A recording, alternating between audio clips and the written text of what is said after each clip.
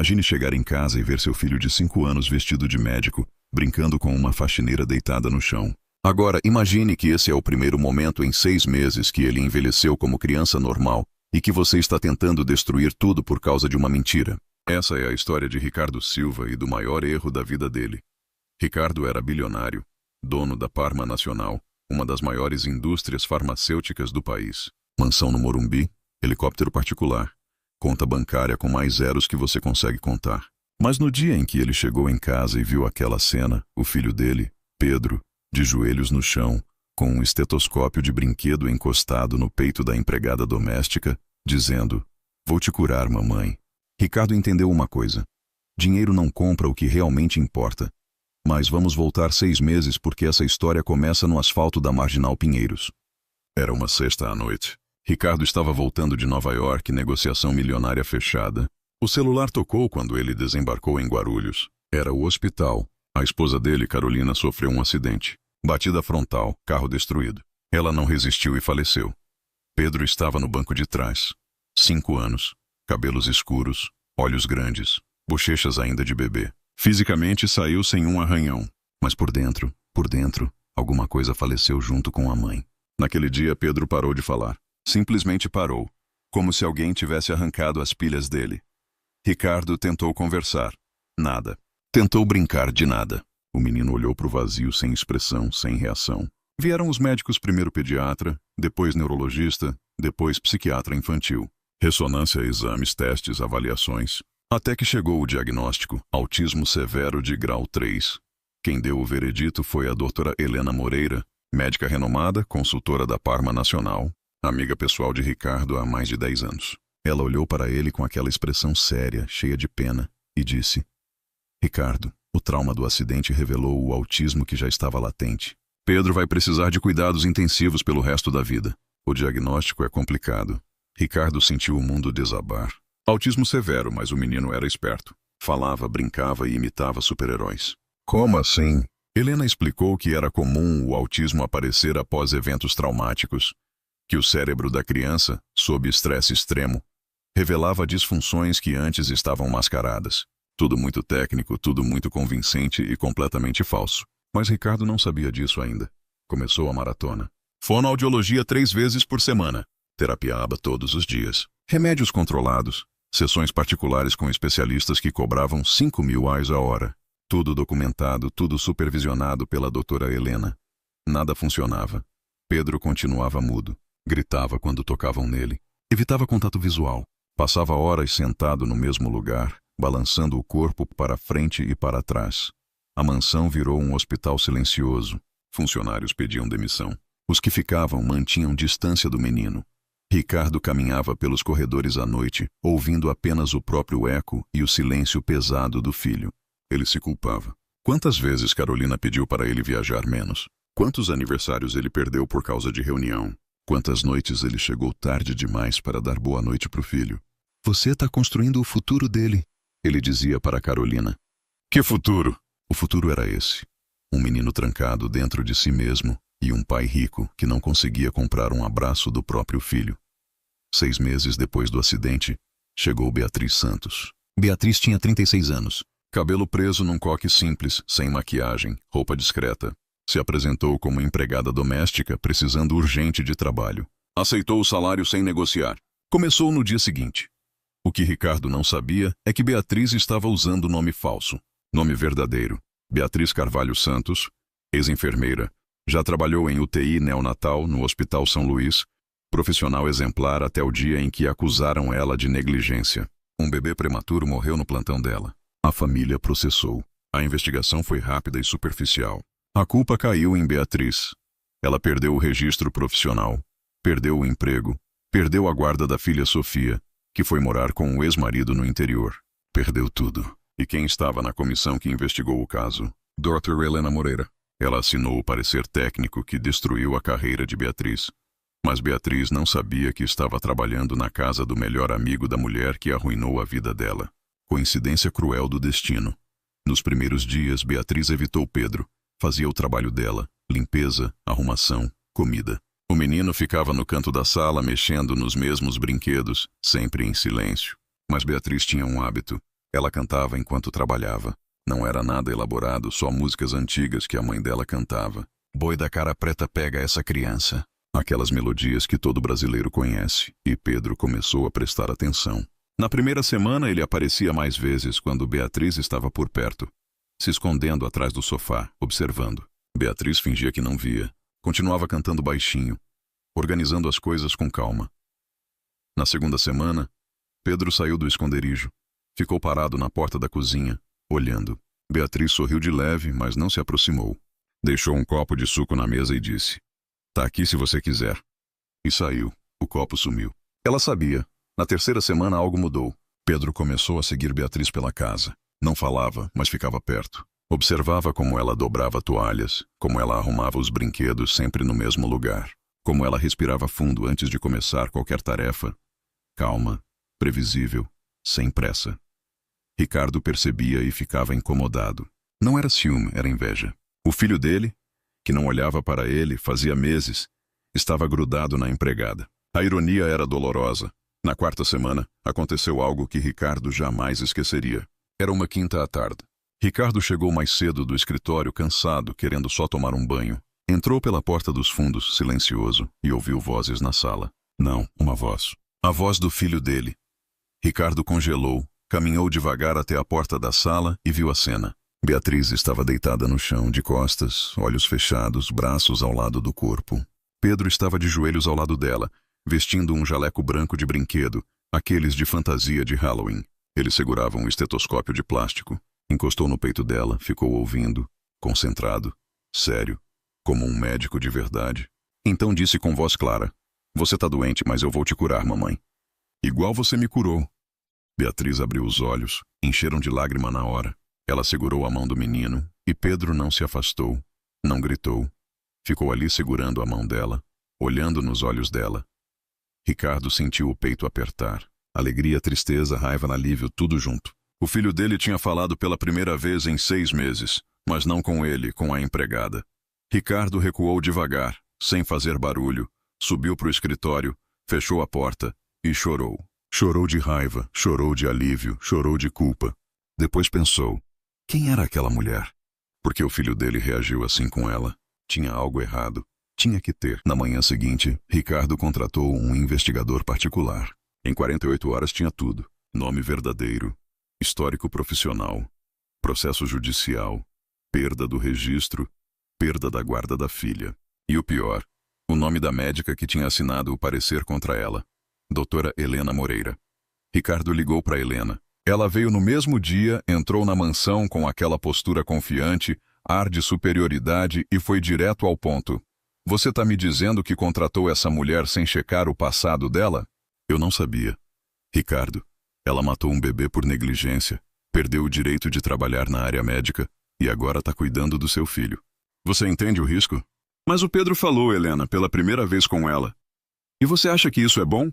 Helena cruzou os braços. "Ela pode estar manipulando ele, criando dependência emocional. É perigoso. Eu já vi casos assim." Ricardo hesitou. Helena continuou: "Olha, eu entendo que você tá desesperado, mas não misture as coisas. Ela não é terapeuta, ela é empregada e não confiável. Se algo acontecer com o Pedro, a responsabilidade é sua." Ricardo sentiu o medo apertar e tomou a decisão que quase destruiu tudo. Decidiu demitir Beatriz, mas não imediatamente. Ia esperar o momento certo. Ia fazer com cuidado. Só que Beatriz percebeu a mudança. Ricardo começou a vigiá-la, a fazer perguntas, a olhar com desconfiança. Ela sabia que tinha pouco tempo. Foi aí que ela encontrou o relatório. Não foi por acaso. Beatriz estava arrumando o escritório de Ricardo quando viu uma pasta médica antiga meio escondida atrás de livros na estante. Curiosa e desconfiada por natureza depois de tudo que passou, ela abriu. Dentro, um relatório médico completo assinado pelo Dr. Antônio Costa. Data: 3 meses após o acidente de Pedro. O diagnóstico era claro: transtorno do processamento sensorial associado a trauma psicológico agudo, não autismo. O relatório explicava tudo. A criança estava tendo dificuldade extrema de processar estímulos externos por causa do choque emocional. Precisava de ambiente calmo, rotina previsível, toque suave, paciência. O prognóstico, excelente com tratamento adequado. Recuperação completa esperada em 6 a 12 meses. E havia uma anotação manuscrita no canto: Enviar para a revisão doutora Helena Moreira. Parma Nacional. Beatriz sentiu o sangue gelar. Ela conhecia aquele nome. Conhecia bem. Helena tinha recebido esse relatório e escondeu. Mudou o diagnóstico para autismo severo. Condenou o menino a anos de tratamento errado, medicação desnecessária, sofrimento evitável. Por quê? Beatriz pensou rápido e entendeu. A Parma Nacional fabricava medicamentos para autismo, tratamentos caros de longo prazo. Um paciente como Pedro, filho do dono da empresa, seria o caso modelo perfeito. Publicações, estudos, marketing. Até o filho do dono usa nossos produtos. Era tudo sobre dinheiro. E controle. Beatriz tirou foto do relatório com o celular, guardou tudo como estava e foi procurar Ricardo. Ela o encontrou no escritório mexendo no computador. Bateu na porta. Senhor Ricardo, preciso falar com o senhor. Ele olhou para ela frio. Sobre o quê? Sobre o Pedro, sobre o diagnóstico dele e sobre a mentira que estão vendendo para o senhor. Ricardo ficou tenso. Como é que é? Beatriz mostrou a foto do relatório. Ricardo pegou o celular dela, ampliou a imagem, leu. Leu de novo. A expressão dele mudou. Confusão, raiva, incredulidade. De onde você tirou isso? Do seu escritório. Tava escondido na estante. Você estava fuçando nas minhas coisas. Eu estava limpando. Encontrei. O senhor pode me demitir se quiser, mas antes leia direito e pensa. Esse relatório foi enviado para a doutora Helena e ela mudou o diagnóstico. Ricardo pegou o telefone, ligou para o doutor Antônio Costa. Demorou, mas conseguiu falar com ele. O médico confirmou tudo. Eu mandei aquele relatório completo para a doutora Helena Moreira da Parma Nacional. Ela disse que ia revisar com a equipe multidisciplinar e encaminhar o protocolo de tratamento para o senhor. Nunca mais ouvi falar do caso. Achei estranho, mas ela é a especialista? Ricardo desligou. Ficou em silêncio. Beatriz esperou. Por que você está me mostrando isso? Ele perguntou voz baixa. Porque eu sei o que é ser acusada de algo que você não fez e perder tudo por causa de uma mentira. Beatriz olhou nos olhos dele. E por que aquele menino ali não merece sofrer por causa de ganância? Nenhuma criança merece. Ricardo sentou na cadeira, passou as mãos no rosto e disse: Nós vamos resolver isso agora. Eles viajaram. Ricardo, Beatriz e Pedro foram de carro até Belo Horizonte, onde o doutor Antônio Costa trabalhava numa clínica especializada. 6 horas de estrada. No meio do caminho, num posto perto de São José dos Campos, Pedro teve uma crise. Começou a gritar, bater a cabeça no vidro sem parar. Ricardo tentou acalmá-lo, não conseguiu. Beatriz entrou no banco de trás, abraçou o menino por trás, firme, mas suave, e começou a cantar a mesma música antiga, baixinho no ouvido dele. Boi da cara preta pegar essa criança. Pedro foi se acalmando aos poucos. Parou de gritar, encostou a cabeça no braço dela e dormiu. Ricardo olhava pelo retrovisor e entendeu. Não era sobre medicina, era sobre presença, sobre constância, sobre amor sem pressa. O doutor Antônio recebeu na clínica, examinou Pedro de novo, fez testes sensoriais, avaliações comportamentais, conversou com ele. 2 horas depois confirmou. Esse menino nunca teve autismo severo. Ele tem transtorno sensorial e trauma emocional. Com o tratamento correto, que deveria ter começado há meses, ele vai se recuperar totalmente. Ricardo sentiu a raiva explodir.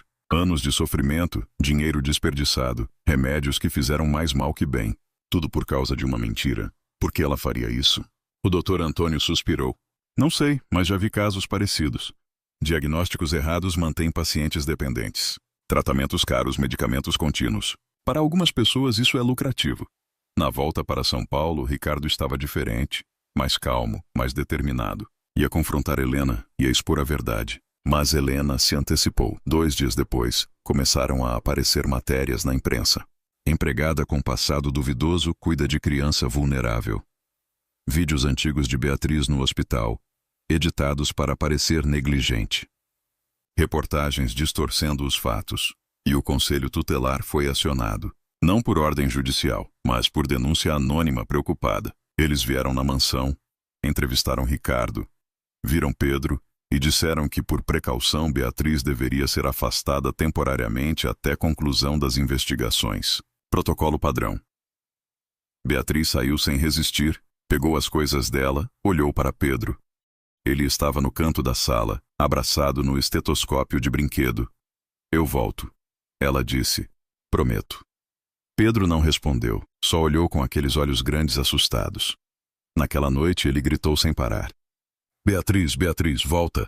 Primeira vez que ele falava o nome dela, e era para chamar de volta. Ricardo não dormiu. 3 dias depois, Pedro parou de comer. Voltou a bater a cabeça na parede. Pior do que antes. Muito pior. Ricardo entendeu. Tinha que agir rápido. Contratou os melhores advogados de São Paulo. Reuniu especialistas forenses para analisar documentos, peritos grafotécnicos, auditores médicos e começou a investigar Helena por conta própria. O que encontraram foi devastador. Helena tinha um histórico, vários diagnósticos questionáveis, sempre de doenças crônicas, sempre de tratamentos longos e caros, sempre envolvendo produtos da Parma Nacional. Ela recebia comissões disfarçadas como consultorias técnicas. Encontraram e-mails, mensagens, contratos, tudo documentado e mais. Beatriz não tinha sido negligente. O bebê que morreu tinha uma má formação cardíaca congênita não detectada. A autópsia confirmou, mas Helena, na comissão de investigação, omitiu essa informação. Jogou a culpa em Beatriz. Por quê? Porque Beatriz tinha questionado publicamente os protocolos de medicação neonatal da Parma Nacional. Tinha ameaçado o negócio. Era vingança, pura e simples. Ricardo reuniu tudo e foi direto para a imprensa. Não a imprensa que Helena controlava, a imprensa investigativa, aquela que não tem medo de rico. O caso explodiu. Médica renomada manipulava diagnósticos para favorecer indústria farmacêutica. Crianças foram medicadas desnecessariamente. Vidas foram destruídas. Ex-pacientes de Helena apareceram. Famílias inteiras. Crianças que foram diagnosticadas com doenças que não tinham. Tratamentos que duraram anos sem necessidade. O Conselho Regional de Medicina abriu processo. O Ministério Público também. A Parma Nacional, para se proteger, demitiu Helena imediatamente e abriu investigação interna. O caso foi a julgamento. Helena tentou se defender, mas as provas eram incontestáveis. E-mails, relatórios alterados, pagamentos suspeitos, testemunhos. O juiz a condenou por fraude médica, falsificação de documentos e manipulação profissional. Cassação do registro, prisão de 8 anos, multa de $5 milhões. Beatriz foi completamente inocentada. O CRM reabriu o caso do bebê. A autópsia foi reanalisada. Conclusão: morte por causa natural não detectável em exames pré-natais. Beatriz não teve culpa nenhuma. Ela recuperou o registro profissional e a guarda compartilhada da filha. 2 semanas depois, Beatriz voltou para a mansão. Pedro estava no quarto deitado na cama, olhando para o teto. Ouviu passos. Virou a cabeça. Beatriz estava na porta sorrindo. Pedro levantou de um pulo, correu, se jogou nos braços dela e perguntou voz trêmula: "Você voltou de verdade?" Beatriz abraçou ele forte. "Voltei para sempre." Ricardo se aproximou. Abraçou os dois e, pela primeira vez em quase 1 ano, sentiu que tinha uma família de verdade. Eles criaram a Fundação Silva Santos, dedicada a investigar diagnósticos médicos suspeitos, garantir práticas éticas em pediatria, ajudar famílias vítimas de fraude médica. Beatriz reencontrou a filha Sofia. Foi devagar. Almoços no parque, cinema aos sábados. Aos poucos, o vínculo se reconstruiu. Sofia começou a visitar a mansão, brincava com Pedro, ajudava ele com exercícios sensoriais. Os dois viraram melhores amigos. A mansão, antes silenciosa e fria, virou um lar de verdade. Risadas, barulho, música, vida. Ricardo se afastou parcialmente da Parma Nacional, passou a presidência para o sócio, dedicou-se à fundação, à família, a estar presente de verdade. Beatriz, agora respeitada e segura, voltou a exercer a enfermagem, mas de forma diferente, focada em crianças com trauma, em famílias destruídas por mentiras médicas. Alguns anos depois aconteceu a gala anual da fundação. Médicos, pais, advogados e jornalistas, todo mundo ali. E no meio do evento, Pedro subiu no palco. Ele tinha 14 anos agora. Alto, magro, cabelo ainda bagunçado, segurava o estetoscópio de brinquedo, aquele mesmo. A plateia ficou em silêncio. Pedro pegou o microfone, respirou fundo, olhou para Beatriz e disse: "Quando eu tinha 5 anos, eu parei de falar porque o mundo doía demais. Porque eu não entendia porque minha mãe tinha ido embora. Porque ninguém me escutava de verdade. Até que veio uma mulher. Uma empregada que não tentou me consertar. Só ficou do meu lado cantando baixinho, esperando eu estar pronto. Ela me curou, não com remédio, não com terapia, com presença, com paciência, com amor. Esta é minha segunda mãe, Beatriz Santos. E ela me ensinou que curar não é sobre protocolo, é sobre estar ali sempre." O público explodiu em aplausos. De pé, chorando, Ricardo e Beatriz se entreolharam. Olhos cheios d'água. Sorrisos verdadeiros. O menino que um dia viveu no silêncio agora falava com o mundo inteiro. 10 anos depois, Pedro é médico pediatra especializado em trauma infantil. Beatriz é diretora clínica da Fundação Silva Santos. Sofia é psicóloga e coordena os programas de apoio familiar. Ricardo, aposentado, dedica-se integralmente aos projetos sociais. A família se reúne todo domingo para almoçar na mansão. Pedro conta casos dos pacientes. Beatriz ri lembrando o começo de tudo. Antes de dormir, Pedro ainda deixa um copo de suco na cozinha, no mesmo lugar onde Beatriz deixou há anos atrás. A casa fica em silêncio, mas é um silêncio cheio de vida, paz e amor verdadeiro.